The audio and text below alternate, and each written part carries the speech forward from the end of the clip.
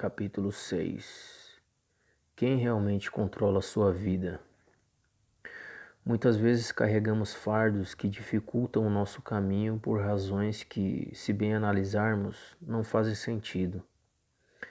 Certa vez, Nasruddin, em sua peregrinação, encontrou um largo rio que o impedia de continuar o caminho, devido à agitação das águas. Seria muito perigoso atravessá-lo nadando. Então ele juntou tudo o que podia e passou um dia e uma noite construindo uma bela e segura canoa. Na manhã seguinte, a colocou na água e pôde chegar ao outro lado da margem, sem maiores dificuldades. Assim que ele estava em terra firme, amarrou a canoa em suas costas e, com muito esforço e sofrimento, continuou o seu caminho, em direção à floresta, praticamente se arrastando para suportar todo aquele peso. Num momento, um passante o avistou e, curioso, perguntou: Senhor, por que está carregando essa canoa em meio a uma floresta? Nasruddin respondeu de prontidão: Não posso deixá-la para trás. Ela me ajudou a atravessar o rio. Espero que também me ajude a atravessar a floresta. Você já reparou que muitas vezes temos atitudes que não fazem sentido? Ou que sentimos emoções que sabemos que não deveriam estar em nós? Já percebeu como é difícil criar um novo hábito e acabar com uma mania péssima? Ou que agimos de forma exatamente oposta àquela que gostaríamos? Pois saiba que o nome do responsável por tudo isso é subconsciente, e ele está relacionado ao cérebro límbico. Estamos falando de uma parte da mente que simplesmente registra tudo à sua maneira, todas as experiências e sensações, desde quando nascemos ou até mesmo antes, durante a gestação na barriga de nossa mãe. É o subconsciente que decide como devemos crescer, sentir e agir. É nele que estão guardadas nossas crenças e emoções, elementos que definem a maneira de ver o mundo. Você pode até não se lembrar de alguns fatos ou situações, mas saiba, seu subconsciente se lembra de tudo e tem o poder de minar mesmo seus mais humildes projetos ou fazer você ser muito maior do que alguma vez sonhou. Mas não pense que ele seja instável ou malvado, pelo contrário, ele só quer o seu bem. O subconsciente é inteligente, espontâneo e juvenil, mas nem sempre lógico. Ou explicando melhor, ele tem sua própria lógica. Assim, seja bem-vindo à casa do ego real. É para lá que vamos quando experimentamos a hipnose. Somente assim conseguimos encarar verdadeiramente as questões que nos afligem. A programação mental que pode estar atrapalhando nossos planos. Imagino que você esteja curioso para entender como funciona a programação mental. Ela está conectada a uma série de fatores que vão desde como nosso cérebro registra certas emoções até a conexão com suas funções mais básicas de autoproteção. Vou explicar esse tópico a seguir. São tantas emoções. Quem nunca falou algo em um momento emotivo e se arrependeu logo depois? Ou já se magoou com alguém e depois ouviu: Desculpa, eu estava nervoso. Você desculpou essa pessoa? Se não, talvez deveria, pois quando as emoções chegam, é difícil de controlar. Emoção é o trabalho do subconsciente. Quando recebemos um estímulo que ativa nossas emoções, a mente consciente se fecha e sai de cena. Então, nesse momento, não temos mais a parte analítica para escolher a melhor resposta ou a maneira de falar. Mas as emoções não são as vilãs. Elas são fundamentais para qualquer animal, principalmente para aqueles que vivem em sociedade, como nós, seres humanos. Elas nos ajudam a expressar o que sentimos, a construir laços, a defender quem amamos, a vencer obstáculos e até a evitar os perigos. Por exemplo, se você perder uma oportunidade por não estar capacitado, isso pode causar uma raiva momentânea, que vai motivá-lo a se superar e conquistar o que quer. Esse é o medo. Ele manda bem no quesito segurança. Aposto que você também já ouviu. Seja racional, não se deixe levar pelas emoções. Porém, são as emoções que ajudam nossa mente analítica e racional a tomar decisões. Afinal, só sabemos que uma decisão é ruim ou boa porque comparamos as suas consequências com uma experiência passada na qual sentimos uma emoção positiva ou negativa. Sem emoções, nossa vida seria um desastre. Antônio Damasio, um dos maiores neurocientistas do mundo, tenta explicar isso em seu livro O Erro de Descartes, Companhia das Letras, de 2012. Em sua obra, Damasio explora, dentre outras, a história de Phineas Gage, uma pessoa normal que após sofrer um acidente fica incapacitado de sentir as emoções. Em resumo, ele se tornou uma pessoa arrogante e impaciente e morreu sozinho, sem dinheiro e amigos. Nossas emoções são responsáveis por nos ajudar a navegar socialmente, e talvez seja por isso que tanto ouvimos falar sobre inteligência emocional na atualidade. Mas como disse anteriormente, para uma emoção aflorar, ela depende de um estímulo, uma experiência. E a emoção que surgirá quando isso acontecer depende do que está arquivado em seu subconsciente, como veremos a seguir. Memória a longo prazo. A próxima característica do subconsciente que vou explicar é a capacidade de registrar tudo, a todo momento, independente do que seja.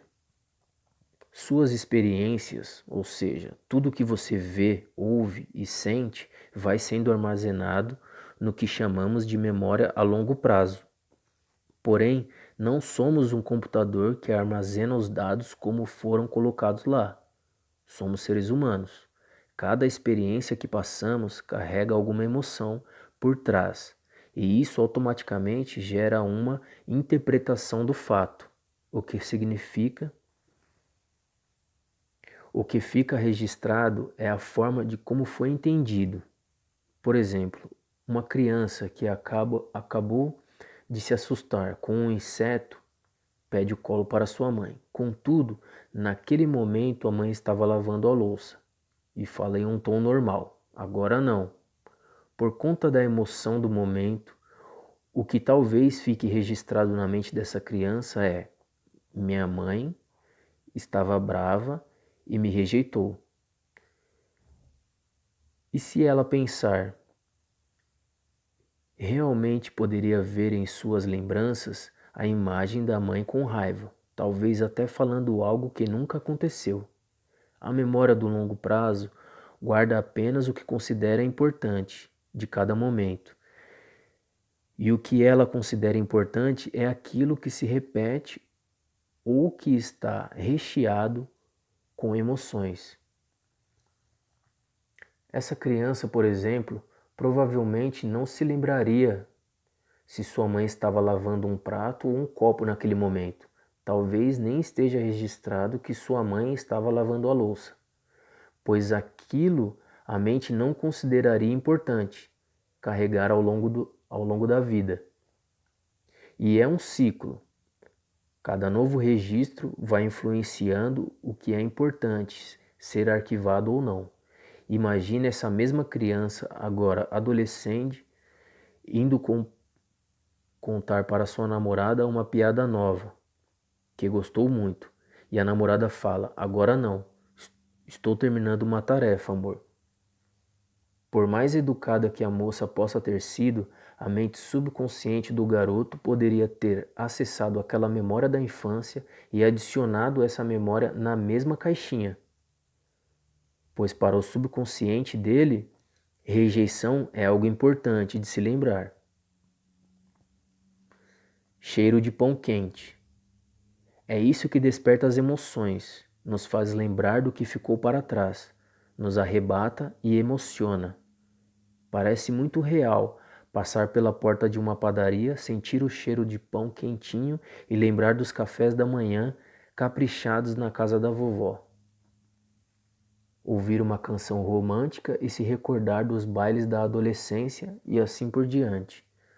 Tudo isso fala diretamente ao subconsciente. É como se fosse possível viver outra vez determinada experiência. Essa é a memória de longo prazo que estamos falando.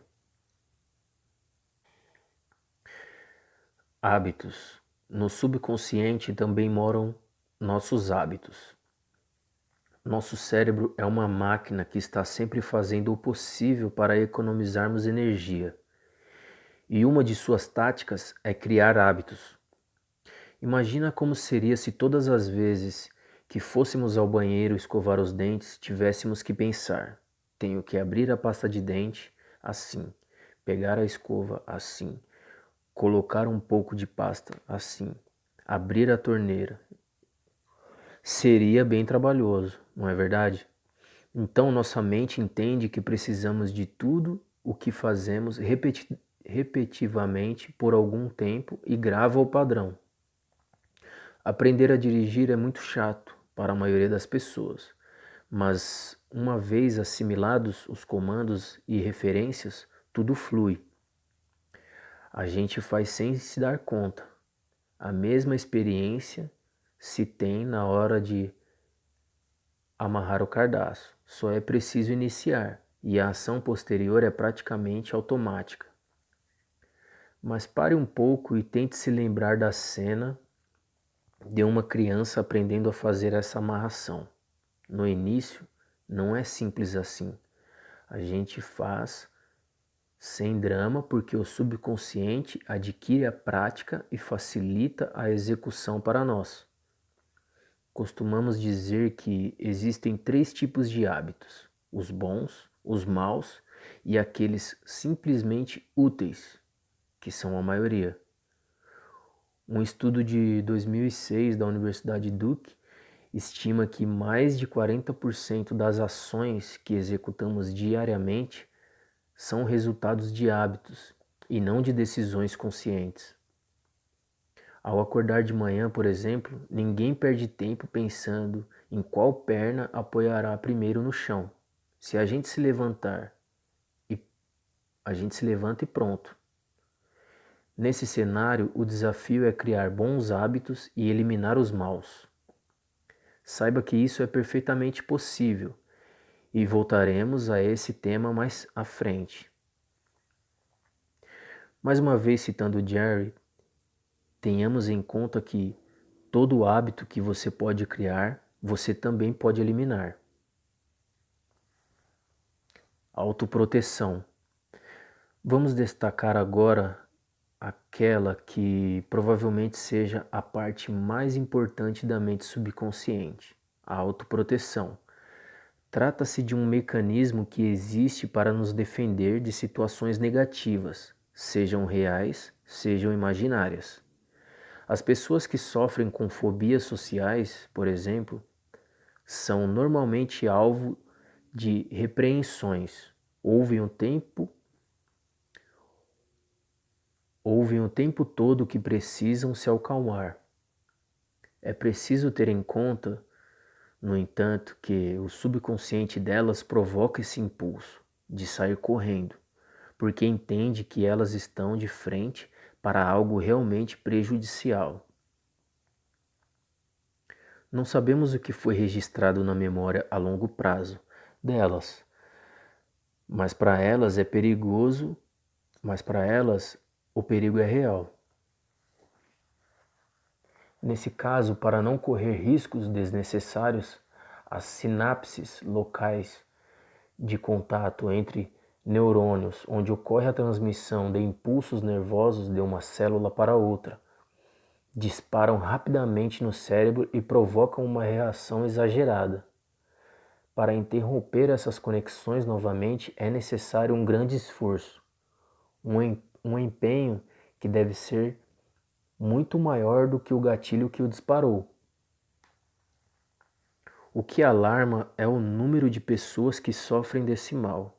Se considerarmos apenas as chamadas fobias sociais, de acordo com o estudo da Universidade de Califórnia em San Diego, nos Estados Unidos, em média 10% da população do planeta sofrem com algum problema do tipo. Nesses casos, falar em público e encontrar estranhos são os temores mais frequentes. Porém, há maneiras ainda mais diferentes que o subconsciente usa para nos proteger. Por exemplo, imagine uma menina que aos 5 anos foi abusada pelo primo. Depois, aos seus 15 anos, essa mesma menina presenciou uma cena de seus pais brigando. Seu pai exaltado deu um tapa na mãe. Foi a única vez que isso aconteceu, mas a cena ficou registrada na mente daquela jovem. Mais tarde, com 19 anos e completamente apaixonada pelo namorado, ela pegou-o no flagra com outra garota. Nesse caso, veja o que ficou registrado em seus arquivos de memórias subconscientes. Um homem de confiança da minha família me fez mal. Meu pai fez mal à minha mãe. O garoto que eu amava me fez mal. A função da autoproteção conectou tudo e concluiu: homens são perigosos quando estão atraídos por uma mulher. E o que a mente subconsciente poderia fazer para protegê-la? Como essa conclusão não faz sentido nenhum para o consciente, a mente subconsciente precisaria dar um jeito de proteger a garota sem depender do consciente. Com isso, transformou o corpo da jovem, tirando dela os atributos que lhe faziam se sentir atraente. Veio então o descontrole alimentar, o aumento de peso, problemas de saúde, a vontade de se isolar. Uma solução muito efetiva para fazê-la se afastar dos relacionamentos. Triste, mas efetiva. A autoproteção é como o pensamento de Nasruddin, que queria carregar a canoa para sempre, já que um dia no passado ela teve sua utilidade. Ele não queria correr o risco de precisar dela de novo e se ver sem aquela importante ferramenta, que construiu com tanto esforço. O mesmo aconteceu na mente da jovem. Se ela não fosse atraente no passado, não teria sofrido por causa dos homens. Então, o melhor é se esconder, física e emocionalmente. Assim pensa a nossa mente protetora. E este não é um exemplo forçado ou incomum. Infelizmente, o padrão de fatos em mulheres obesas é muito mais comum do que se imagina. Nós, hipnoterapeutas, vemos isso com muita frequência. A boa notícia é que isso pode ser resolvido de forma relativamente fácil com o processo que aplicamos. É assim que a mente funciona. Isso também não quer dizer que a função de autoproteção sempre nos traz uma consequência negativa. Pelo contrário, na maior parte das vezes ela simplesmente nos faz ser como somos. Um amigo passou dificuldades financeiras ainda criança.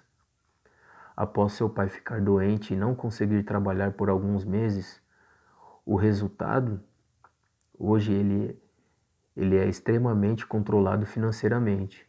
E mesmo tendo um trabalho comum, acumulou uma poupança que o permitiria ficar 1 ano sem trabalhar, mantendo o mesmo estilo de vida. Muitas vezes pensamos agir segundo determinada lógica, quando na verdade as razões que nos motivam são outras. Sabe aquele convite de um amigo para arriscar em montar um negócio juntos? Você pode até pensar que aceitou pela vontade de enfrentar um novo desafio profissional, mas no fundo pode ser uma necessidade sua de ser reconhecido por ter sofrido bullying na escola. Aquele advogado de quem você gostou de cara pode não ser necessariamente o homem mais gentil do mundo, mas você sentiu muita confiança nele porque seu sorriso lembra do seu pai. Esta sim, uma figura especial que lhe traz segurança. É apenas nossa mente nos guiando pelos caminhos que ela acredita serem os melhores. É assim que a gente funciona. Mudar essas programações geraria um enorme trabalho e você lembra que a mente quer fazer de tudo para você economizar energia. Por isso é tão difícil mudar utilizando apenas nossa vontade. Seria como utilizar os 5 soldados para lutar contra os 95.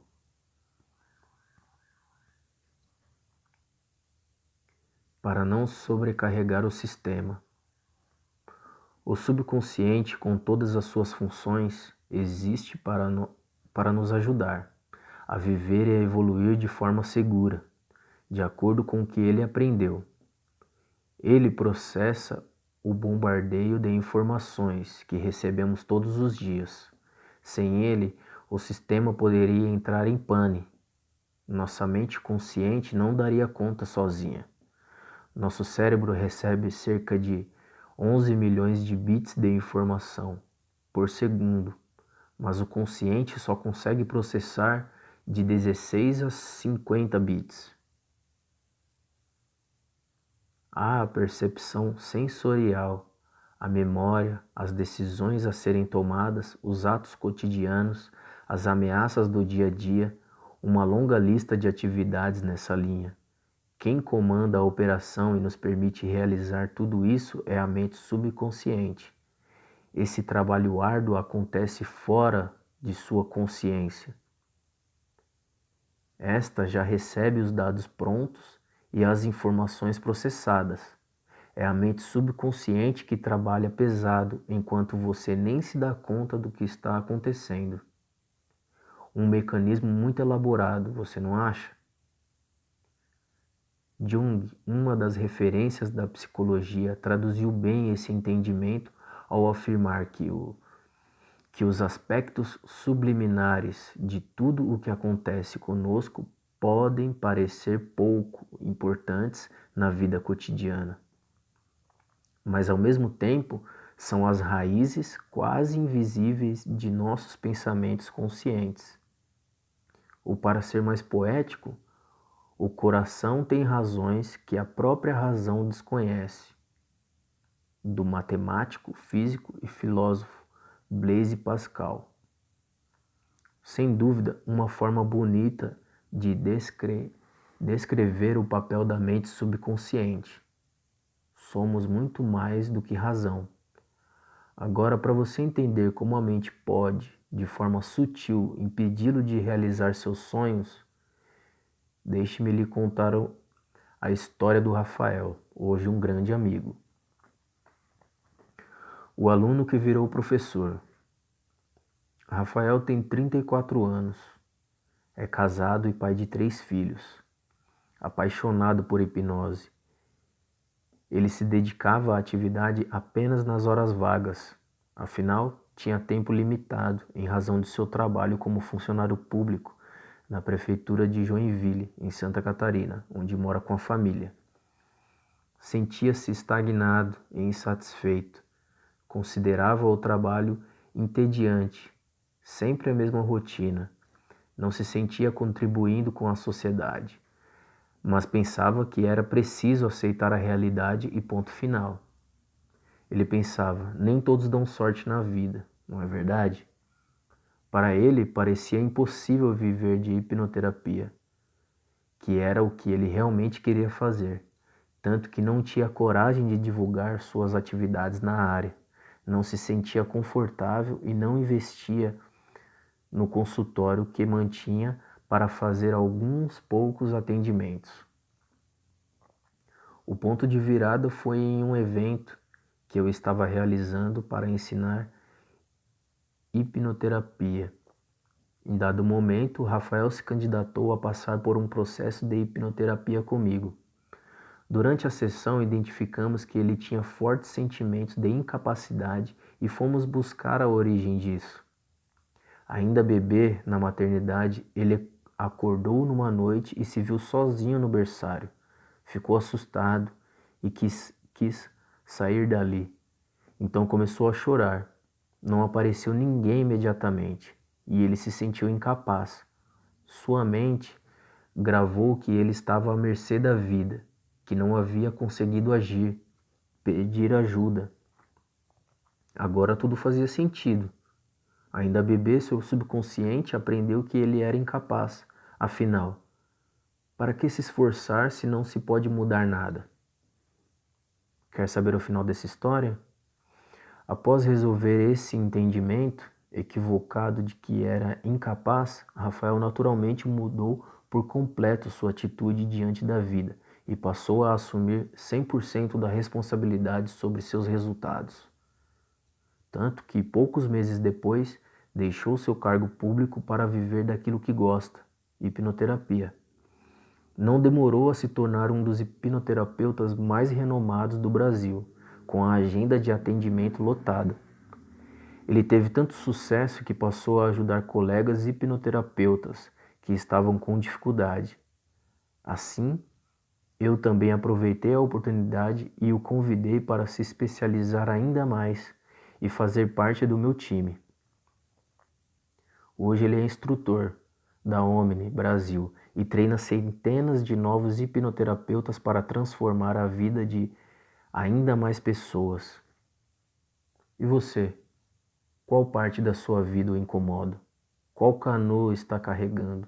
Já identificou algum padrão do subconsciente? Do que ele pode estar tentando protegê-lo? Vamos nos aprofundar ainda mais nesta viagem à mente.